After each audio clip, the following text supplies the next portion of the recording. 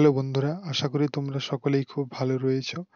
আজ আমরা ইতিহাস থেকে পরের পাঠ অর্থাৎ যে WBP এবং কেপির যে PYQ চলছিল সাবজেক্ট ওয়াইজ, সেই WBP এবং কেপির যে PYQ চলছিল সেই PYQর আজকে যে পাঠটা শুরু হতে চলেছে সেটা হচ্ছে 151 থেকে 200 পর্যন্ত 50টি প্রশ্ন ওয়ান লাইনার হিসেবে আমি করিয়ে দিচ্ছি, যেগুলো তোমাদের অবশ্যই মুখস্থ করে যেতে হবে। কারণ PYQ না করে কেউ পরীক্ষা দিতে যেও না। তারপরে অর্থাৎ পরীক্ষার পরে বুঝতে পারবে এর উপকারটা। ঠিক আছে? দেখো, 151 নম্বর প্রশ্ন কি? বিচারক কিংসফোর্ট এর হামলার ক্ষুদিরাম বোসের সাহায্যকারী কে ছিলেন? ক্ষুদিরাম বোসের সাহায্যকারী ছিলেন প্রফুল্ল চাকি। ক্ষুদিরাম বোসকে ফাঁসি দেওয়া হয়েছিল 11ই আগস্ট 1908 সালে। কে গুপ্ত যুগে ঔষধ সংক্রান্ত বিদ্যার জন্য পরিচিত ছিলেন? সশস্ত্র। এরপরে দেখো, 1761 সালে পানিপথের তৃতীয় যুদ্ধের সময় পেশওয়া কে ছিলেন? বালাজি বাজিরাও। এরপরে দেখো 154 নম্বর প্রশ্ন, সেটা হচ্ছে কোন দেশের ওপরে জার্মানির আক্রমণ দ্বিতীয় বিশ্বযুদ্ধ সূচনা করে? সেটা হচ্ছে পোল্যান্ড। এরপরে দেখো, কে হিন্দুস্তান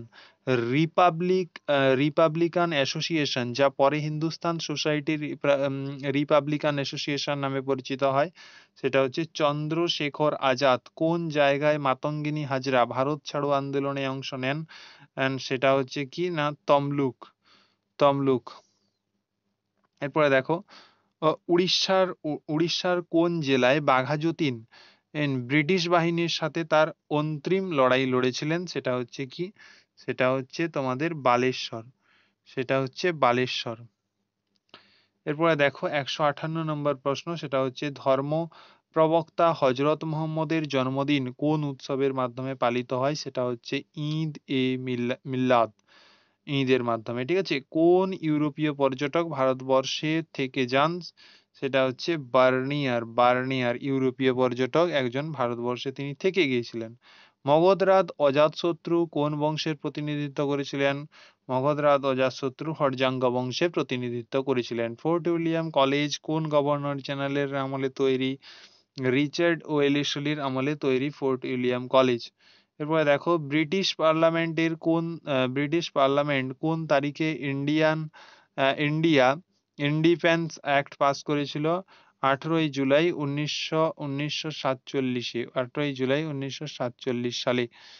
এরপরে দেখো, 1928 সালে সাইমন কমিশন বয়কট করার কারণ কি? সাইমন কমিশন বয়কট করার কারণ, কমিশনে কোনো ভারতীয় সদস্য ছিল না। কোন ব্যক্তিকে ভারতের শেক্সপিয়ার বলা হয়ে থাকে? কালিদাস। কোন ব্যক্তিকে ভারতের শেক্সপিয়ার নামে পরিচিত? কালিদাস। গীত গোবিন্দম অনবদ্যটি কার তৈরি? জয়দেবের তৈরি। এরপরে দেখো, আহ, উম, এক সময়কার বাংলার রাজধানী গৌড়ের ধ্বংসাবশেষ পশ্চিমবঙ্গের কোন জেলায় দেখতে পাওয়া যায়? পশ্চিমবঙ্গের মালদা জেলাতে আমরা দেখতে পাই। চন্দ্রকেতুগড়ের প্রাচীন ধ্বংসাবশেষ পশ্চিমবঙ্গের কোন জেলায় অবস্থিত? সেটা হচ্ছে উত্তর চব্বিশ পরগনা। কত সালে প্রথম বিশ্বযুদ্ধ হয়েছিল? 1914তে প্রথম বিশ্বযুদ্ধ হয়েছিল। এরপরে দেখো, আলেকজান্ডার যখন ভারত আক্রমণ করেন তখন কোন রাজবংশ মগধ শাসন করত? তখন যে রাজবংশ মগধ শাসন করত সেটা হচ্ছে গিয়ে কি না, নন্দ বংশ। বঙ্কিমচন্দ্র চট্টোপাধ্যায় কত সালে আনন্দ মঠ রচনা করেছিলেন? আঠারোশো 1882 সালে। কোন ব্রিটিশ প্রধানমন্ত্রী ভারতবর্ষে ক্রিপস মিশন প্রেরণ করেছিলেন? Winston Churchill. ক্রিপস মিশন কত সাল না 1942 সাল। সিন্ধু সভ্যতা কে আবিষ্কার করেন? দয়ারাম সাহানি। মহাবীর কোন ভাষায় তার প্রথম বাণী প্রদান করেন? সেটা হচ্ছে পালি ভাষায়। কংগ্রেসের প্রথম ভারতীয় মহিলা প্রেসিডেন্ট কে ছিলেন? কংগ্রেসের প্রথম ভারতীয় মহিলা প্রেসিডেন্ট ছিলেন সরোজিনী নাইডু।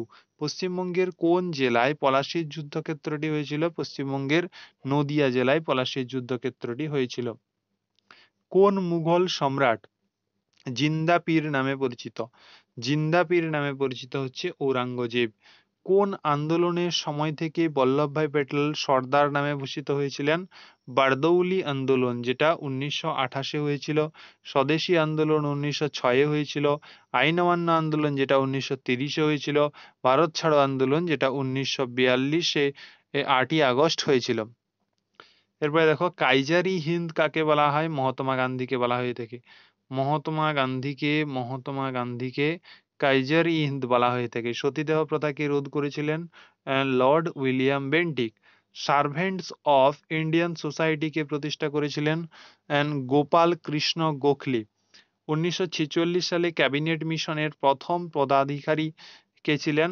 Lord প্রেথিক Lawrence. জালিয়ানওয়ালাবাগের ঘটনা কোন সালে হয়েছিল? জালিয়ানওয়ালাবাগের ঘটনা 1919 সালে হয়েছিল। 1919 সালে হয়েছিল। ফতেপুর সিক্রিতে কে প্রতিষ্ঠা করেছিলেন? ফতেপুর সিক্রি আকবর প্রতিষ্ঠা করেছিলেন। মনসবদারি প্রথা কে প্রচলন করেছিলেন? মনসবদারি প্রথা প্রচলন করেছিলেন আকবর। মনসবদারি কথার অর্থ হচ্ছে গিয়ে পদমর্যাদা। পদমর্যাদা। ওকে। দেখো, অজন্তা গুহাচিত্র কোন সময়কার? অজন্তা গুহাচিত্র গুপ্ত বংশ। ভারতের নেপোলিয়ান কাকে বলা হয়? ভারতের নেপোলিয়ান বলা হয়ে থাকে সমুদ্রগুপ্তকে। 1928 সালে বারদৌলি সত্যাগ্রহের আন্দোলনের নেতা কে ছিলেন? নেতা ছিলেন সর্দার বল্লভভাই প্যাটেল। সম্রাট আকবর, এই দেখেছো কত রিপিট, এগুলো রিপিট প্রশ্ন, খুব ইম্পর্টেন্ট। এরপরে দেখো, সম্রাট আকবর কোন বিজয়কে স্মরণীয় করে রাখতে বুলন্দ দরজা নির্মাণ করেছিলেন? কোন বিজয়কে? না গুজরাট। কোন জায়গাকে আসলে? ইন্ডিয়ান রিপাবলিকান আর্মি কে প্রতিষ্ঠা করেছিলেন? সূর্য সেন। কত সালে নেতাজি সুভাষচন্দ্র বোস দেশ ত্যাগ করেছিলেন? 1941 সালে। 1941 সালে। পাল বংশ কোথায় রাজত্ব করত? পাল বংশ বিহারই রাজত্ব করত, বিহার।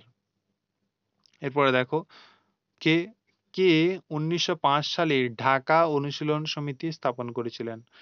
পুলিন বিহারী দাস। ঢাকা অনুশীলন সমিতি, পুলিন বিহারী দাস। আত্মীয় সভাকে প্রতিষ্ঠা করেছিলেন? রাজা রামমোহন রায়।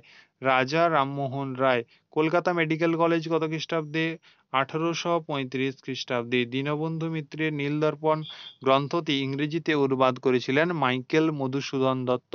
মাইকেল মধুসূদন দত্ত।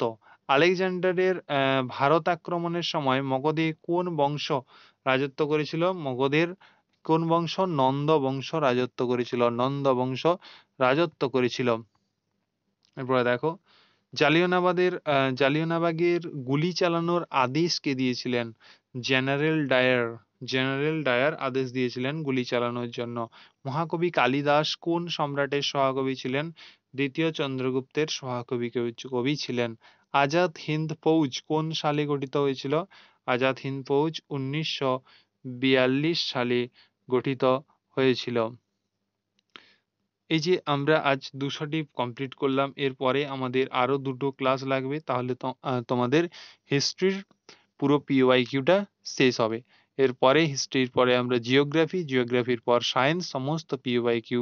স্ট্যাটিকটা তো এখনই চলছে, তোমরা অবশ্যই দেখবে, ওখানে প্রচুর এক্সট্রা ডিটেলসের সঙ্গে দিচ্ছি এবং এগুলো ওয়ান লাইনার হিসেবে করাচ্ছি।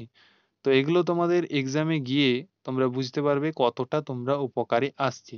তো এই পুরো পিডিএফটি পেতে তোমরা ডেসক্রিপশনে থাকা টেলিগ্রাম যে রয়েছে, সেই টেলিগ্রাম লিঙ্কে গিয়ে তোমরা জয়েন হয়ে যেও এবং সেখানে তোমরা সমস্ত পিডিএফ এগুলো পেয়ে যাবে। ওকে।